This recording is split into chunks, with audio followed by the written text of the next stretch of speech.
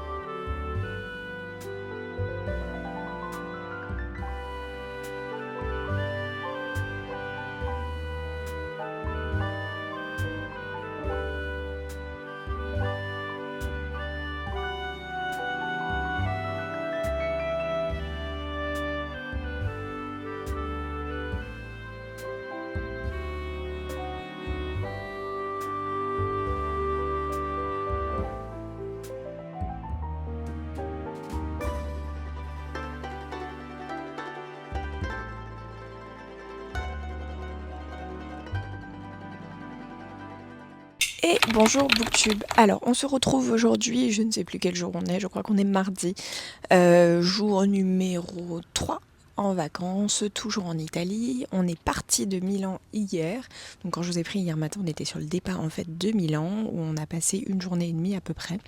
Là on est arrivé vers midi ici, on est entre Gênes et Portofino, on est à une demi-heure de Portofino à peu près et je sais plus combien de Gênes, mais on n'est pas très très loin. Et donc le programme de la journée là ce sera d'aller à Gênes et ensuite à Sanremo et on retournera passer une nuit en France avant le retour à Paris. Hier on a passé une très très belle journée, on est arrivé ici donc je disais vers midi, on a été déjeuner dans un petit village qui s'appelle Camillo, conseillé par l'hôtel là où on est, par une dame qui parle français en plus, donc c'était assez chouette et qui nous a fait un petit guide touristique d'où aller, qu'est-ce qui était sympa, etc. pour manger. Donc on a été à Camillo et on a mangé un super pavé de thon, au bord de la mer, c'était très très appréciable, un cadre idyllique. Et de là ensuite après on a pris un bateau et on a été à San Fuertuosa, un truc comme ça, je vous retrouverai le nom, j'essaierai de le noter. Qui était très mignon, en fait ça faisait un peu monastère, abbaye, etc. Et donc on a fait un petit tour à pied, ça se faisait assez rapidement, en une demi-heure on avait terminé.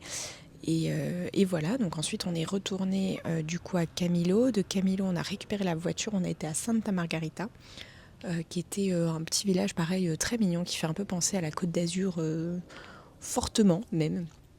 Donc on a fait un petit tour là-bas et ensuite on a pris un bus pour aller à Portofino parce que du coup la propriétaire de l'hôtel elle nous disait que c'était très compliqué de se garer et que c'était très très onéreux à Portofino, il y avait très très peu de place, du coup c'était très compliqué, donc elle nous conseillait de ne pas y aller en voiture mais soit en bateau soit en bus. Au vu de l'heure, nous c'était plus possible en bateau, donc on a pris le bus. Et ça se fait très bien, et vu la route, comment elle est escarpée, valait mieux prendre le bus plutôt que d'y aller par nous-mêmes, donc voilà. On a fait un petit tour, c'est un tout petit port, hein, pareil, ça se fait assez rapidement, ça fait très... c'est même pas l'ambiance Monaco parce que c'est plus mignon que Monaco, mais c'est très bling bling quoi, c'est vraiment très richou, etc. Et pareil, là, nous avait prévenu la propriétaire de l'hôtel d'ici en nous disant enfin ne prenez pas même un coca là-bas, ça va vous revenir beaucoup beaucoup trop cher, et plutôt de manger et de boire un verre à Santa Margarita, ce qu'on a fait hier soir. J'ai mangé des gnocchis mais qui étaient incroyables. Moi qui n'aime pas les gnocchis en France, je peux vous dire que celles d'ici ça n'a rien à voir, elles sont maison, ça a du goût, la sauce était excellente, enfin voilà, donc on a très bien mangé hier, voilà. Et ensuite on est rentré là, il était un peu plus de 22h je crois, 22h30 même je crois. Donc voilà, ça nous a fait une très grosse journée. J'ai pu lire un petit peu hier, je suis à 57 ou 58% de ma lecture en cours, donc que je fais sur ma liseuse, je sais pas si je vous avais montré en vlog, je crois pas, que j'ai customisé dernièrement. Donc on a Black Venus et Blood Vipers et puis Nos âmes tourmentées juste là, voilà, j'ai mis des petites bottes de cow-boy, voilà, que j'aime beaucoup, voilà, c'est mes gros coups de cœur de l'année qui sont là, pas que, hein, il en manque, mais ça en fait partie quoi, je trouvais que ça rendait bien. Et donc oui, donc comme on a pris le bateau, etc., et qu'il y a eu des petits moments où je pouvais lire, j'en ai profité fortement et ça m'a bien fait plaisir de pouvoir avancer. Pour l'instant, les cicatrices de Claire Favant, je ne sais pas trop quoi en penser. Parce que d'un côté j'aime bien, ça se lit facilement, voilà, on est avec ce tueur en série, donc qui s'appelle Twice, parce qu'il a toujours deux victimes en même temps, donc en fait il enlève des femmes, il les séquestre et tout ce qui va avec, de très ragoûtant, et elles sont toujours deux en même temps en fait. Et donc c'est la spécificité de ce tueur en série. Sauf que, bon là il y a des erreurs qui ont été commises, qui indiquent tout vers une personne, etc. Et du coup, même pour la police, ça semble un peu trop beau pour être vrai, donc beaucoup de questions se posent. Mais en fait, ce qui me chafouine un petit peu, c'est que du coup, le dernier que j'ai lu de Claire Favant, c'était Le tueur intime, qui était sur les mêmes thématiques quasiment. Et du coup, j'attends de voir où est-ce qu'elle va nous emmener. C'est pas que c'est mauvais, c'est que j'ai l'impression que c'est du réchauffé, en fait. Enfin, par rapport à, je sais pas lequel elle a écrit en premier, mais le tueur intime qui est quand même très conséquent, qui est très développé, qui a un énorme pavé, qui est dans une psychologie de dingue, avec une traque, un profiler et tout. Là, on n'est pas là-dessus. Mais je sais pas, en fait, d'un côté j'aime bien, et du coup je me dis, bah ouais, mais est-ce qu'on vient pas de lire la même chose il y a pas longtemps, et en plus de la même autrice. Donc je ne sais pas trop, écoutez, je me laisse porter pour l'instant, peut-être que au final je vais me dire, ok, ça n'a rien à voir, et voilà, mais pour l'instant on est vraiment sur des thématiques très similaires, et ça me chafouine un petit peu. Donc bon, je continue ma lecture, je ne sais pas si j'aurai le temps de le terminer aujourd'hui. En vrai, j'espère, parce que bah, on est le dernier jour du mois et que j'aime pas avoir des lectures qui se chevauchent sur les 2 mois. Je fais toujours en sorte de terminer. Je pensais lire davantage ici, mais c'est pas le cas. Donc écoutez, je vais voir, j'espère. Là, je vais vous laisser rapidement. De toute façon, Juliette, elle est en train de se préparer, elle est partie à la douche, etc. Et comme moi, je suis prête, bah, je vais en profiter pour bouquiner un petit peu, essayer d'avancer avant le petit-déj. Et voilà, puis après sur la route aujourd'hui, je sais pas si c'est moi qui conduis ou pas. Si c'est pas moi, j'essaierai de lire, mais en plus pareil, c'est énormément de routes à virages escarpés, etc. Et moi, dans ces cas-là, je ne peux plus lire parce que déjà les routes me donnent mal au cœur, donc c'est pas pour lire en même temps, donc à voir. À voir si c'est possible aujourd'hui ou pas. Parce que c'est entre Gênes et Sanremo où on a presque 2 heures. Je crois que de Gênes, là, on est vraiment pas loin. Je crois que c'est 20-30 minutes. Et après, de Gênes à Sanremo, on a 2 heures. Et jusqu'au logement, je crois qu'on a encore de la route. Donc il y aura peut-être un moment où je pourrai bouquiner quand même. Voilà. J'espère le finir aujourd'hui. Objectif compliqué à atteindre, mais on va essayer. Parce qu'il doit me rester au moins un peu plus de 3 heures de lecture, je crois. Je vais regarder ça avec vous. Hop. Si j'arrive à allumer mon truc d'une main. Voilà. Hop. Alors, où est-ce que j'en suis ? Mais en plus, les heures de lecture, je trouve que sur la liseuse, elles sont pas, c'est pas les mêmes que sur l'application Kindle du téléphone. Et je sais pas trop lequel des deux est le plus réaliste. Donc là, en tout cas ici, ouais, si on me dit 2h44, est-ce que je vais réussir à trouver 2h44 dans la journée pour terminer ? Bah écoutez, j'espère. Et je suis à 57%. Voilà, donc sur ce, je vais vous laisser là avec ce cadre juste magnifique. Je vais bouquiner un petit peu et on se retrouve très certainement demain, si je l'ai terminé, sinon après-demain. Voilà, et je vous montre juste, je prends le trépied. Si vous voyez, ouais, là où on a le super clocher, enfin, la vue, elle est juste dingue. Voilà, donc ça c'est l'hôtel où on a, bon, alors vous allez voir un peu le bazar, mais là du coup c'est là où nous on a logé. Et la vue est quand même incroyable. Là, le clocher, on a la mer, c'est juste sublime. Et du coup, je me suis dit que j'allais faire dans le sens inverse, mais j'étais obligée de tout débrancher et rebrancher. Donc voilà, je vous emmène avec mon trépied, à peu près, parce que j'ai le truc qui va dans mes jambes en fait, donc c'est pas évident. Mais donc je vous balade. Donc voilà, là on a où est-ce qu'on va prendre le petit-déj ce matin. Ensuite là vous voyez les hauteurs et j'essaye de passer en haut des arbres. Voilà. Donc on a la mer, le super clocher du village et puis voilà quoi. C'est quand même trop trop mignon. Voilà, et bah écoutez sur ce je vais vous laisser là et puis on se retrouve comme je vous disais rapidement. À plus tard.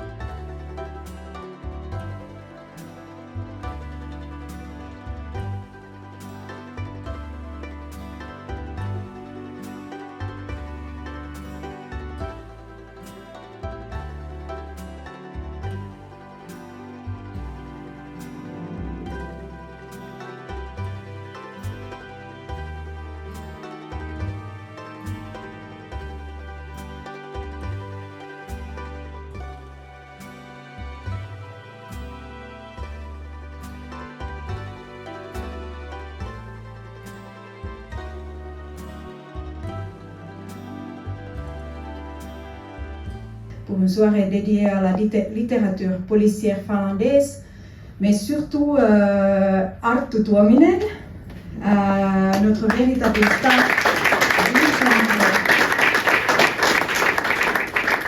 Merci à l'édition La Martinière, notamment Marie Leroy, pour avoir initié cette rencontre. À l'ambassade, nous avons suivi avec beaucoup de joie et aussi de fierté l'attention que Arttu et ses romans ont reçu ici en France. You will perhaps tell us about your trip in July with Christophe Molny, who is there. La Martinière is a big family, and we have two very important authors there, Christophe Bigot and Christophe Molny. All our Christophe are there. Award for the best crime novel, an award that has honored major international authors such as James Ellroy, Don Winslow, John Le Carré, Jonas Bö, and Ragnar Jonasson. It's a great thing that you brought these prizes into discussion, because Finnish people are usually so humble. We don't brag our achievements, but when you did it, it was okay.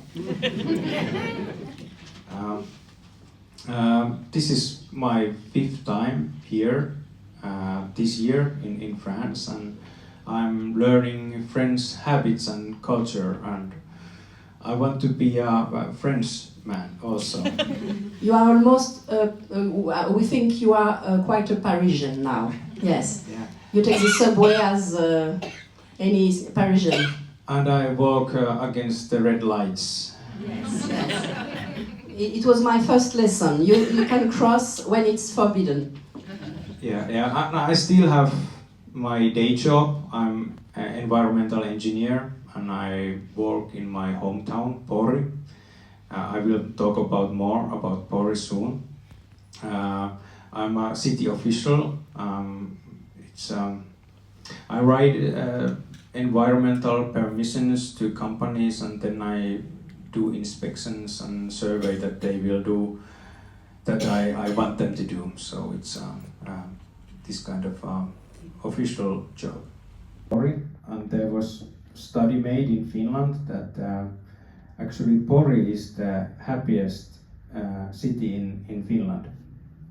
And in 2021 I was awarded to be the most positive person in my hometown. Actually, I'm reading the book right now. I'm not finished yet, but I met Olivier in Ketchupolé April. We were in the same panel, and he was a nice person. And I was a little bit skeptic about the book, like this French ex-cop is writing about Finnish history, but actually the book is phenomenal. It's a great book, and it's in best-selling lists in Finland. I'm looking forward to meet him again so we can discuss this Finnish history together. Yeah, Pori is not that big city if you look at France size, but it's still the 10th biggest city in Finland. Approximately 80,000 person lives there.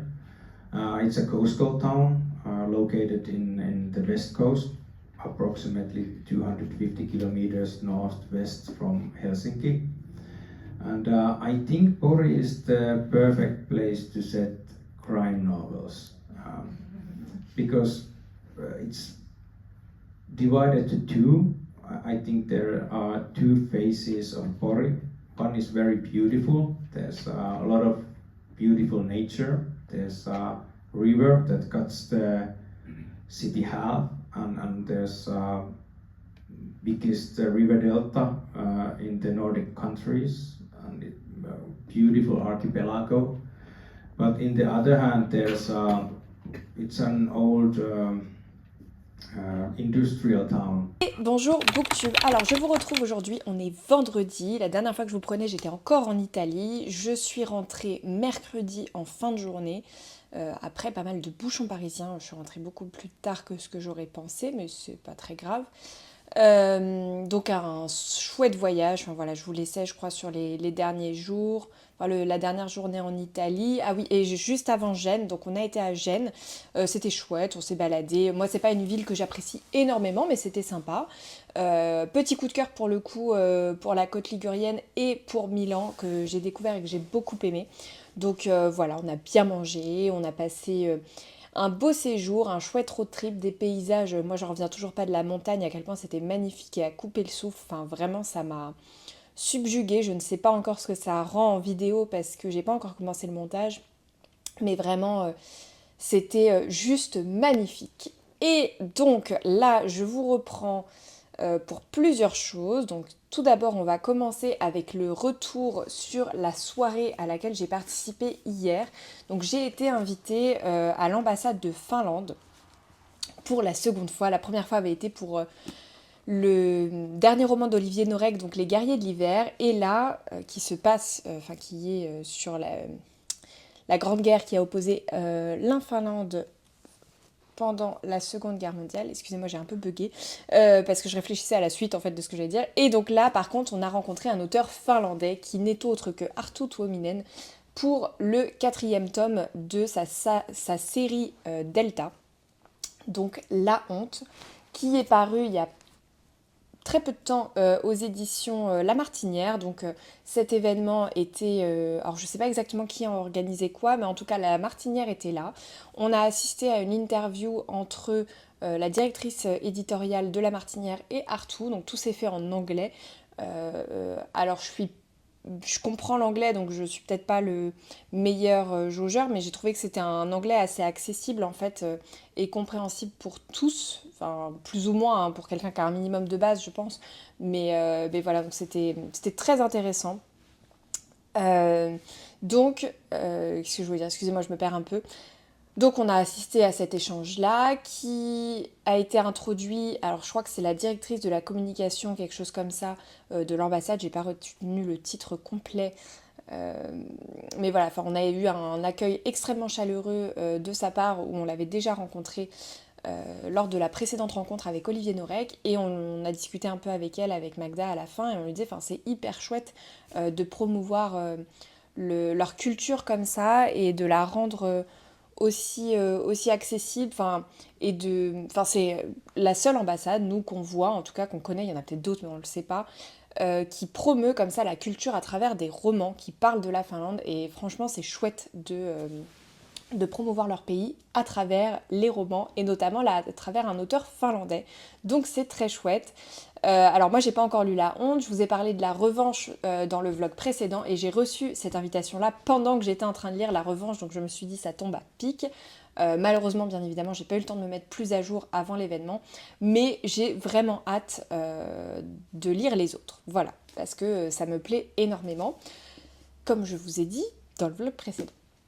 Donc pendant cette rencontre-là, je vais peut-être faire une redite de ce que je vous ai filmé, je ne sais plus exactement ce qui a été dit, mais c'était hyper intéressant d'en apprendre davantage sur l'auteur lui-même, parce que c'est des choses qu'on ne savait pas forcément, comme son métier, où il est ingénieur de l'environnement, le fait qu'il a déjà publié 10 romans en Finlande, ce qui n'est pas rien. Il y a déjà une autre série qui est publiée, qui va être traduite en France, ça a été confirmé là pendant l'événement. Ils disaient qu'ils en diraient davantage quand ce serait possible, mais sur la date de sortie, etc. Et je crois que c'est le 3e tome qui est à paraître déjà au mois d'octobre en Finlande, donc pour vous dire à quel point elle est avancée chez eux et pas encore publiée chez nous. Et cette série lui a été inspirée par Christophe Molmy, qui est un autre auteur de chez La Martinière qu'on avait rencontré au Quai du Polar, qui était là hier soir. Et en fait, ils se sont rencontrés. Christophe Molmy est donc un flic. Et il lui a expliqué un jour que sur des billets, en fait, sur tous les billets, il y avait des traces de cocaïne, de drogue, etc. Et en fait, cet élément-là, ça a vachement interpellé Arttu. Et donc, il en a fait une série jusqu'à même aller... grâce à Christophe Molmy, du coup, dans le 93, et voir un peu les trafics de drogue, comment est-ce que ça se fait, comment est-ce que ça se passe, etc. Les saisies, ils ont été dans la pièce des scellés, enfin voilà. Et donc pour son livre, et grâce au contact qu'il avait avec Christophe Molmy, il a pu apprendre énormément de choses et expérimenter certaines choses. La maison d'édition avait été avec eux, enfin c'était très fort comme anecdote j'ai trouvé, parce que enfin c'est des choses que on n'est pas censé voir, et notamment je pense quand on est éditeur ou ce genre de choses, on va pas sur le terrain en investigation pour des polars, donc je pense que ça a été une grosse expérience pour tout le monde. Mais voilà, donc c'était hyper intéressant de savoir tout ça, donc c'est pas du tout sur cette série là mais sur une prochaine à paraître. J'ai pas le nom pour le coup, mais voilà. Donc la série Delta, par contre il a révélé, je l'avais déjà vu moi dans une vidéo du coup sur Instagram qui avait été faite au Quai du Polar par les éditions La Martinière, où là l'éditrice lui a demandé pour vous du coup quel est votre détective préféré de cette série-là, etc. Et lui il disait que bah, c'était Oxman, donc celui du tome 2, parce qu'il disait que c'était quelqu'un qui était tellement complexe, que c'était un personnage qui l'avait énormément surpris, des fois même lui-même en tant qu'auteur, dans l'écriture, qui savait pas forcément les décisions qu'il allait prendre, où est-ce qu'il allait aller, etc. Et du coup, que c'était quelqu'un qu'il aimerait beaucoup rencontrer et d'extrêmement intéressant. Voilà, donc pour le petit retour, c'était vraiment une très belle soirée, un très beau moment et une interview vraiment très intéressante que j'ai beaucoup appréciée. Voilà, et puis c'était l'occasion du coup de déguster, après il y avait un cocktail, des petites spécialités suédoises, donc, et c'est marrant parce que c'était les pains en fait qui n'ont rien à voir avec les nôtres, où nous ça va être des blinis, une sorte de croutons, des choses comme ça. Là c'était plein de choses différentes en fait pour agrémenter et des saveurs qu'on n'a pas l'habitude, enfin voilà. Pour la petite soirée à l'ambassade de Finlande. Ensuite, retour lecture. Alors, j'ai terminé Les cicatrices de Claire Favant, je vous laissais avec celui-là dans le rush précédent. Je ne l'ai pas terminé le 30 septembre, mais il comptera pour le mois d'octobre parce que je l'ai terminé, il me restait 30 pages que j'ai terminé le 1er octobre matin. Et je me suis dit, bon, c'est bon, ça va compter. Je l'ai quand même majoritairement lu sur le mois de septembre. Et donc je vous laissais, je sais plus si j'aimais bien ou j'aimais moins, je sais plus à quel moment j'en étais, mais en fait ce roman, il m'a fait très peur, parce que j'ai lu Le Tueur Intime du coup récemment, dont je vous avais parlé, que j'avais beaucoup aimé, notamment sur la psychologie des personnages, on était sur un serial killer, etc. Et j'avais vraiment peur de retomber au final dans la même chose, avec des choses un peu clichés, etc. Et bah finalement, pas du tout. C'était une bonne lecture, malgré voilà, cette appréhension que j'ai eue au début et des sentiments un peu ambivalents pour ce roman. Je me disais, je sais pas où on va, je sais pas si j'ai envie d'aller là, enfin voilà. Par contre, il est violent. Quand je l'ai terminé, j'étais dans la voiture du coup avec Juliette et je dis là, je sais pas ce que je vais lire après, mais il va me falloir me sortir de là parce que c'était trop violent et il me faut un truc plus doudou et calme après parce que là, voilà. Donc, par où commencer? Je ne sais plus, du coup, au début, qu'est-ce qu'il en est. Donc, on rencontre Owen Maker. Je vais lire la 4e de couve pour savoir ce qui est dit dedans, parce que vraiment, en fait, il y a tellement de révélations et ça part tellement dans d'autres choses ensuite que je ne voudrais pas aiguiller ou révéler des choses que je ne devrais pas. Donc, on va lire la 4e de couve. Trop bon, trop, c'est 3 petits points. Afin d'éviter les ennuis, Owen Maker s'est résolu à une existence de paillasson. Docile, falot, ce sympathique vendeur de voitures vit dans la peur de son ex-femme. Ses crises de jalousie, ses chantages au suicide, une seule solution, faire le dos rond. Mais lorsque son ADN est identifié sur une scène de crime, ce précaire équilibre commence à vaciller. Lui, le violeur et tueur de femmes le plus redouté de l'État de Washington, il ne peut s'agir que d'une erreur, d'une manipulation, de quoi réveiller quelques vieilles, très vieilles cicatrices. Voilà, donc, effectivement, on suit Owen, qui a une femme assez folle, on va dire, qui le menace effectivement de se suicider très régulièrement, ils ont divorcé mais ils vivent toujours sous le même toit, donc pour lui c'est compliqué parce que quand il ramène quelqu'un à la maison, bah son ex-femme est là, hein, et elle peut faire une crise en plein milieu. Toute cette relation-là, elle est extrêmement compliquée et je peux pas dire autre chose, j'allais dire quelque chose, mais ça va aiguiller sur la suite, donc je ne dirai rien. Mais donc du coup, cette nouvelle compagne, Jenna, va avoir une bonne importance dans l'histoire aussi, parce qu'elle est justement dans la police, mais pas sur le terrain, au niveau scientifique, je sais plus ce qu'elle fait exactement, mais c'est plutôt pas sur de la recherche, mais enfin sur tout ce qui est prélèvement d'ADN justement, etc. je crois. Plutôt sur la scientifique. Donc elle n'est pas sur le terrain, elle n'enquête pas sur ces fameux viols. Mais donc voilà, donc on est sur... Oui, et je vous avais raconté l'histoire du serial killer Twice, en fait, qui a toujours 2 victimes, etc. Ça, je m'en souviens, je vous l'ai raconté, et du coup, c'était pas spoilant, parce que c'était plutôt au début. Voilà, donc je vais pas dire grand-chose d'autre sur le résumé, parce que vraiment, je veux pas aiguiller, mais on est dans cette ambiance-là. Public averti, vraiment. Je vous dis, moi, j'ai fini le livre, et j'avais besoin d'un truc qui me fasse du bien après, parce que c'était vraiment violent. Voilà. Une fin comme c'est les faire Claire Favant, où on se dit waouh, j'ai mangé, j'ai mangé cher. Et je peux pas dire si c'est triste ou happy end, voilà, mais c'est une fin à la Claire Favant, comprendra qui veut. Voilà. Mais non, au final, j'étais très sceptique et au final, c'était une bonne lecture. Voilà.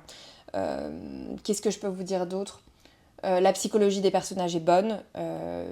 Je ne m'attendais pas forcément à ça. Tiens, je viens de penser, ça me fait penser à un autre roman d'un auteur de polar, mais je peux pas vous dire parce que ça va vous aiguiller sur certaines choses. Mais du coup, ça me fait penser à ça, c'est vrai, j'y avais pas pensé. C'est là en repensant à l'histoire, mais c'est très embêtant parce que je peux pas vous aiguiller. Sinon, ça vous spoil totalement. Voilà, je ne peux pas vous dire à quel livre ça me fait penser. Mais en tout cas, moi, je le recommande aux amateurs de polar et de Claire Favant, et aux amateurs de polar non frileux, on va dire. Voilà. Ensuite, j'ai lu le Pumpkin Spice Café de Laurie Gilmore, donc paru aux éditions E.H. Ce roman, on en a énormément entendu parler absolument partout, déjà depuis l'année dernière, alors qu'il n'était pas encore sorti en France, mais seulement en e-book, on en entendait énormément parler. L'objet livre est juste magnifique, je pense qu'on peut tous être d'accord là-dessus, ça c'est clair. Alors, il peut avoir un effet un peu surcoté. Voilà, je le dis parce qu'il est bien, j'ai passé un très bon moment, mais c'est pas le roman de l'année, c'est pas la meilleure lecture, c'est un bon moment, c'est un bon roman, voilà. Mais est-ce que toute cette publicité était nécessaire ? C'est le cas parce qu'on est sur l'automne et que l'automne ça marche énormément, parce qu'on est sur du cosy, parce qu'on est sur un très bel objet livre et parce qu'on est sur du jaspage. Moi je pense que la com, voilà, c'est ça qui fait qu'on en entend autant parler. C'est un très bon roman. Voilà, je préfère le dire comme ça en fait, pour pas que vous ayez des attentes de dingue et que vous soyez déçus. Et moi j'y suis rentrée comme ça, dans ce roman-là. Donc il faut le prendre même, je dirais, comme une cosy romance. Alors je sais pas, j'ai pas vu le terme, je crois pas, sur Instagram, mais moi je le vois vraiment comme une cosy romance parce que il a tous les codes d'un cosy mystery sans le meurtre, en gros. L'ambiance café, très cocooning, petit village, l'ambiance automnale là vraiment elle est très présente. Alors on n'est pas sur un salon de thé mais pumpkin spice avec le café etc un peu à la Gilmore Girls. Voilà, donc on est vraiment sur une ambiance cosy, comme dans un cosy mystery, vraiment, sauf qu'on enlève ce truc de meurtre et on met une romance à la place. Donc pour moi, c'est une cosy romance. Voilà. Parce qu'on nous parle de cosy fantasy, de cosy murder, etc. Là, on est sur une cosy romance. La romance, c'est pas ce qui m'a le plus marqué dans cette histoire-là. J'ai bien aimé. On est avec Janie. Donc déjà, le prénom m'a un peu... Je me suis dit, Janie, pourquoi Janie ? Enfin bon, bref. Donc on est avec Janie j'ai oublié le prénom, je l'ai lu cet après-midi, c'est dingue. Janie et Logan, voilà. Janie et Logan. Donc Janie, elle vient de Boston, elle hérite du café de sa tante Dot, et donc c'était pas forcément ce qu'elle avait prévu, mais au final, elle va s'investir comme corps et âme dans ce café pour le reprendre, etc. Et elle va rencontrer Logan, fermier, dans ce petit village de Dream Harbor. Et une certaine attirance va arriver entre eux. Lui, il vient de vivre une rupture amoureuse pas très simple, justement d'une fille qui voulait pas rester à Dream Harbor, et où il a quelques séquelles par rapport à ça, etc. Voilà, pour le petit pitch. Et qu'est-ce que je voulais dire ? Oui, et on a une pointe de mystère quand même, et qui va très bien avec la vibe octobre, et vraiment je trouve que ce roman, du coup, il est parfait pour le mois d'octobre, non seulement avec les Pumpkin Spice Café, oui, les citrouilles et cette petite pointe mystérieuse où on sait pas trop, et il y a même des petites blagues à un moment donné, où Janie va dire oui, on n'est que le 19 octobre, on n'est pas à Halloween, qu'est-ce qu'on fait là comme blague, voilà, pour vous donner un peu... voilà. Mais donc, elle a quelques événements qui se passent dans le café, qui sont... voilà, on sait pas trop, on a l'impression qu'il y a quelqu'un qui lui en veut. Est-ce que c'est un coup de malchance? Voilà, il y a des sortes de farces, c'est pas le bon mot, mais on va dire des farces qui arrivent dans ce café-là, et on ne sait pas qui fait ça, qui pourrait lui en vouloir, et donc elle va mener cette petite enquête avec Logan. Voilà, donc on a quand même un petit côté mystery, mais pas murder, j'ai envie de dire, mais vraiment très très léger. Voilà. Et ce que moi j'ai adoré dans ce roman-là, c'est vraiment l'ambiance... Ah non, j'ai plus de batterie. C'est pas grave, on va continuer. L'ambiance de ce roman, et comme j'ai touché le téléphone, ça bouge. Donc ce que j'ai aimé, moi, c'est vraiment l'ambiance du roman, automnal, cosy, le Dream Arbor, l'histoire de la tente, du café. En plus, Janie, elle s'inscrit à un club de lecture. Plein de petites choses comme ça qui font que bah, moi, j'ai passé un bon moment. C'est un bon moment détente, cosy, encore une fois. C'est peut-être pas le roman de l'année, parce que j'ai eu quand même pas mal de messages en me disant j'ai vu beaucoup d'avis mitigés, il est pas top, etc. Alors que je l'avais pas lu. Donc c'est pas hyper cool de recevoir ça non plus des fois, parce que bah, ça donne pas forcément envie de se plonger dans le roman. Mais c'est pas grave, moi j'y étais de manière très neutre et je me suis dit écoute, fais-toi ton propre avis et tu verras bien. Et en le prenant comme ça, en mode cosy romance, et bah moi j'ai passé un très bon moment. Voilà. Ensuite, pour les réceptions de la semaine, alors on commence avec Pocket. J'ai reçu 2 romans de chez Pocket et j'ai pas du tout les papiers avec moi alors que je les avais reçus. Ils sont loin là-bas, tant pis. Alors tout d'abord, j'ai reçu Méfie-toi d'Arlan Coben qui est sorti le 25 septembre. Et ça, je me souviens des stories que j'ai fait il y a 2 jours. Je vous lis la 4e de couverture. Où est Greg Downing, Quand 2 agents du FBI viennent lui poser cette question, Myron Bolitar, donc le célèbre enquêteur d'Arlan Coben, croit à une mauvaise blague. Car son ami Greg, coach légendaire de la NBA, est mort depuis 3 ans. Or, son ADN vient d'être retrouvé sur la scène d'un crime particulièrement atroce. Coïncidence, mensonge, machination. Avec Wynne, son éternel acolyte, Myron se lance dans une dangereuse chasse aux fantômes. Si Greg est sorti sur Terre, il veut être celui qui le trouvera. Mais réveiller les morts a un prix et Myron pourrait bien le payer très cher. Voilà, ça fait longtemps que je n'ai pas lu Arlan Coben, donc à voir si ça se fait prochainement ou pas. Mais j'ai reçu celui-ci. Ensuite, le second, j'ai reçu le dernier roman de Jacques Sausset paru en poche, Le seul coupable. Et donc pareil, je vous lis la 4e. Septembre 2024, un incendie se déclare à proximité de la maison Paul Kessler, dans le Var. La piste criminelle est rapidement établie sur les enquêteurs, et les enquêteurs identifient la responsable, une certaine Laurence Dumas, qui réside dans le Rhône.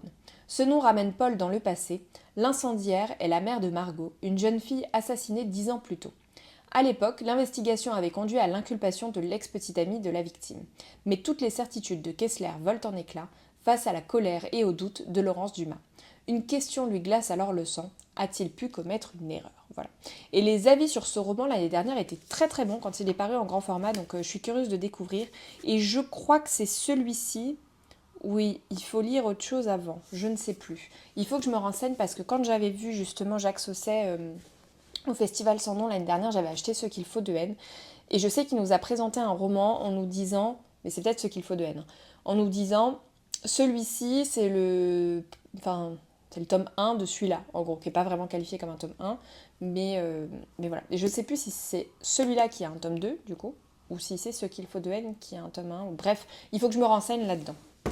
Parce que je ne sais plus.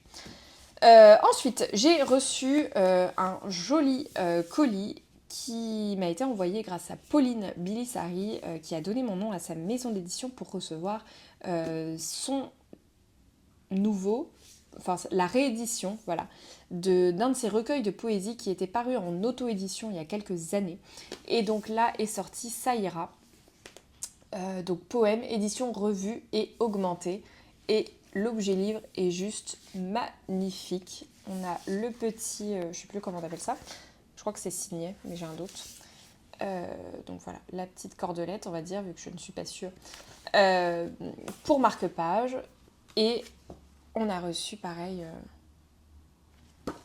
un petit mot et il est dédicacé. Donc franchement, un très très bel objet livre. J'aime beaucoup le côté toc-toc, là, je sais plus comment on appelle ça.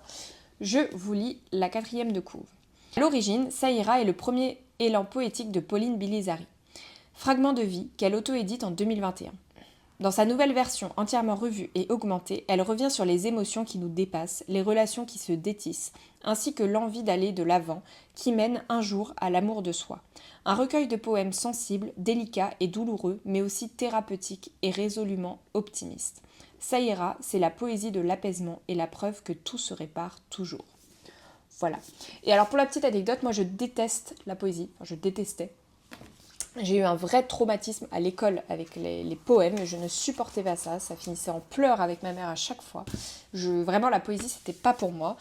Et à force de croiser Pauline à des événements littéraires, d'entendre Lola notamment parler de sa plume, etc., je me suis laissée tenter l'année dernière et j'avais acheté Danser sous la pluie, je crois que c'est ça le titre, je sais pas si ça va être...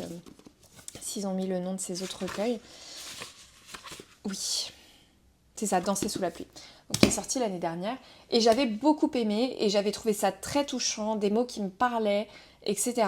Et du coup, elle m'a réconciliée avec la poésie, en tout cas avec sa poésie à elle, quelque chose auquel j'adhère beaucoup, par rapport à d'autres où ça passerait peut-être pas. Voilà, donc je continue, mais ils étaient là, les papiers presse. Voilà, merci Inès, bravo. C'est pas très grave. Donc, ensuite... J'ai reçu un beau colis, je ne savais pas si j'allais le recevoir, je l'ai vu passer sur pas mal de comptes et j'étais très contente de le voir dans ma boîte aux lettres en rentrant. J'ai reçu le roman de l'Avent, Le bal des cœurs givrés, donc de Matou et Séraphine Danois. Donc je suis très curieuse de le découvrir. Alors je suis pas du tout roman de l'Avent, parce que moi le concept de lire un chapitre par jour, ça me tentait pas, que ce soit le Sophie Jomain, le Cynthia Kafka, etc. Je vais attendre les avis sur le Cynthia Kafka parce que j'aime bien sa plume et ce qu'elle fait en général, donc à voir. Mais Matou, ça me tentait énormément parce que plus je lis des choses d'elle, plus je suis touchée, plus je suis contente, etc. Ah, il y a un truc à la fin. Oh, c'est un poster. Je me disais, il y a un truc blanc. Oh, c'est un très beau poster. Il est très grand. Waouh. Voilà, je vous montre, vous découvrez en même temps que moi. Donc je suppose qu'il est détachable. Je sais pas comment je vais réussir à le replier là sans tout déchirer. C'est bon, j'ai réussi. Waouh, je pensais pas que c'était aussi simple. Voilà. Donc je suis très très curieuse de découvrir ce petit roman de l'Avent et je le trouvais très beau. On a eu une petite carte postale, un petit mot avec une dédicace du coup de Matou et de Séraphine. Et du petit thé. On a eu 2 sachets de thé. Alors j'ai même pas regardé ce que c'était. Rooibos, agrumes et épices. J'adore ça en plus. Pommes, bâtonnets de cannelle, écorce d'orange, arôme naturel d'orange et de cannelle, cardamone, clou de girofle, pétales de rose. Des goûts qui me vont très très bien. J'aime beaucoup le rooibos. Je ne sais pas quelle marque c'est. Rovaniemi. Je sais pas si c'est ça la marque. Je ne connais pas. Donc je vous lis la 4e de couve. Justine aimait Noël jusqu'à ce qu'un drame bouleverse sa vie la veille du réveillon. Depuis les fêtes ne sont plus que douleur et souvenirs. Mais cette année, tout pourrait changer. Un stage atypique, des rencontres inattendues et une lueur d'espoir au cœur de l'hiver. Et si la magie de Noël opérait à nouveau? Il vous faudra une boisson chaude, des chocolats, un plaid et un crayon pour ouvrir le chapitre chaque jour. J'ai trop hâte. Vraiment... Moi qui n'étais pas du coup dans ce concept-là, je suis bien contente de l'avoir reçu.